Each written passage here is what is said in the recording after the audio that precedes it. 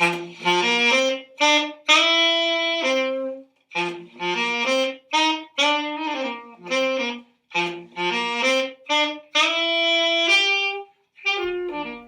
I'm here with Nilay and we're going to talk to you a bit about the school production Arabian Nights. So, Dominic Hook's Arabian Nights is the play that the KES Drama Department are putting on at the RSC's Other Place from the 28th to the 30th of November. We begin amidst the wedding night in the palace of King Shahryar.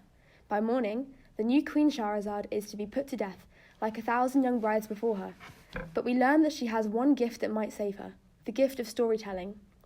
With a mischievous imagination and silver tongue, Queen Shahrazad paints a dazzling array of stories and characters, summoned forth from strange and magical worlds, populated by giant beasts, singing trees, and crafty thieves.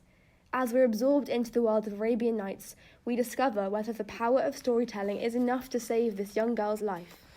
This play is set like no ordinary production, with the structure playing on the intriguing dynamic of encasing stories within stories. This complex network of spectacular narrative bursts is housed in the chilling frame of King Shahryar's darkened chambers. The beauty of the play's structure is that it captivates our mind as we lose ourselves in the depths of the Queen's imagination. Yet there's this overarching sense of unresolved tension, with the King's judgment overlooking each scene, which is tangible throughout. For me, this somewhat mimics an endless journey through an Arabian desert. As we wander through this bleak and unforgiving terrain of the desert with its harsh winds and emptiness, like the empty heart of King Shahryar, we encounter these stunning oases conjured up by the Queen, such as the fantastical city of El Basra, with its luscious paradise bursting with fragrant fruits and flowers. The action is continuous. Scenes and locations overlap and dissolve into one another, with no more indication than an actor turning in a new direction, or perhaps a slight shift in the light, a new sound, or a bit of music.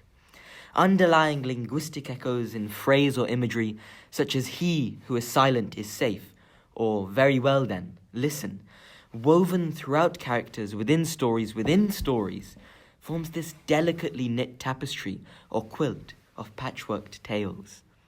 Day constantly melts into night, and night into day. Sister constantly deceives sister, and joyous celebration constantly plunges into dark and murderous nightmarishness. Queen Shahrazad's narration seamlessly switches hands like batons in a relay from character to character.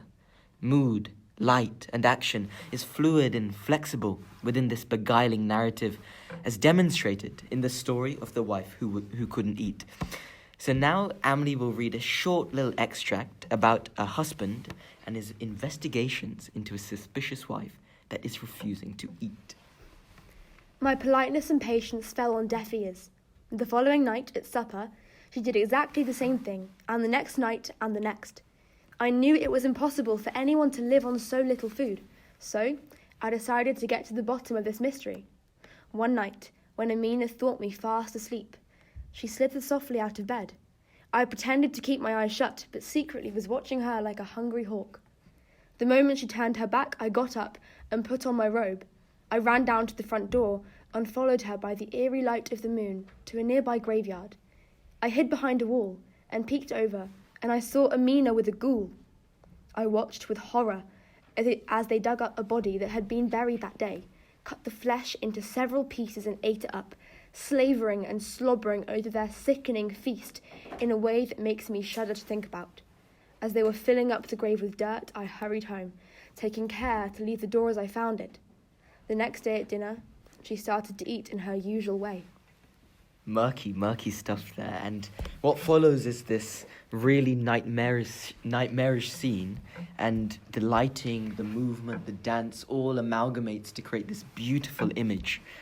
So I think, throughout the whole of our Arabian Nights interpretation, we take this we look at it through this really interesting lens.